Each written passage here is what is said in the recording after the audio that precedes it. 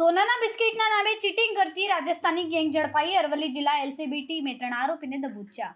આરોપીઓએ કથિત ખેતરમાંથી મળેલા સોનાના બિસ્કિટ વેચવાનો કારસો કરતા અડધા ભાવે સોનાના બિસ્કિટ વેચવાનું કહીને નકલી સોનું પધરાવતા પિત્તળના સોનાના વરખ ચડાવેલા 4 કિલો નકલી સોનાના 7 બિસ્કિટ પોલીસે ઝડપ્યા. અંદાજિત 4 કરોડથી કિંમતનું નકલી સોનું અડધી કિંમતે આપવાનો હતો કારસો. શાબળાજી પાસે વોચ ગોઠવીને 3 આરોપી ઝડપ્યા. એક ફરાર. સરકારી કર્મચારીઓ અને વેપારીઓનો સીધો સંપર્ક કરતા હતા છેતરપિંડી. વેપારીએ આપેલી ફરિયાદના આધારે ઓપરેશન પાર પાડ્યું. ટેસ્ટિંગ માટે સાચું સોનું આપીને ડીલ થયા બાદ નકલી સોનું પધરાવતા હતા. અગાઉ મહેસાણા જિલ્લામાં 90 લાખ રૂપિયાની છેતરપિંડી થઈ હતી. અરવલ્લી જિલ્લા પોલીસ વડાએ પીસી કરીને આપી હતી માહિતી. અરવલ્લી જિલ્લામાં અમને ગઈકાલે બાતમી હતી કે ચીટિંગ માટેની એક ગેંગ રાજસ્થાનથી નીકળી છે અને સોનાના બિસ્કિટ ના નામે ચીટિંગ કરી અને લોકોને ઉલ્લુ બનાવી રહી છે. એના આધારે ફરિયાદીએ અમારો કોન્ટેક્ટ કર્યો. ફરિયાદીના કોન્ટેક્ટના આધારે અમે તાત્કાલિક ફરિયાદ દાખલ કરી.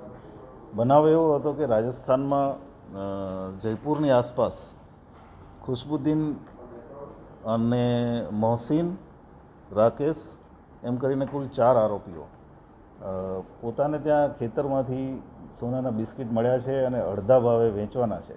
એના આધારે ડાયરેક્ટ ગુજરાતના વેપારીઓને, સારા લોકોને કોન્ટેક્ટ કરતા હતા અને કોન્ટેક્ટ કર્યા પછી એ જ્યારે વ્યક્તિ ત્યાં જાય ત્યારે એમને ટેસ્ટિંગ માટે અમુક પ્રકારના નાના બિસ્કિટ આપતા હતા જે સાચા હતા. એ ટેસ્ટિંગ કરાવ્યા પછી જ્યારે ખરેખર ડીલ કરવાની થાય ત્યારે એ પિત્તળના બિસ્કિટ જેના ઉપર સોનાનો વરખ ચડાવી અને એને પધરાવી દેતા હતા અને પૈસા લઈને ગાયબ થઈ જતા હતા. આ પ્રકારની બાતમીના આધારે ગઈકાલે અમે વોચ ગોઠવી અને આ જે ટોળકી છે એ એમની હેરિયર ગાડી લઈ અને ધનસુરાના વિસ્તારમાંથી રિટર્ન થતા હતા ત્યારે શામળાજી ખાતે અમે પકડી લીધા છે. ટોટલ 4 કિલોના પિત્તળના સોનાના વરખ ચડાવેલા બિસ્કિટ અમે કબજે કર્યા છે. 5-6 મોબાઈલ કબજે કર્યા છે અને ગાડી કબજે કરી છે. 3 આરોપી આમાં અમે અરેસ્ટ કર્યા છે અને એક આરોપી અમારી જે ઓપરેશન છે એ દરમિયાન ભાગી ગયો છે. એ અમારે માટે વોન્ટેડ છે. રિપોર્ટર જયદીપ ભાટિયા, અરવલ્લી.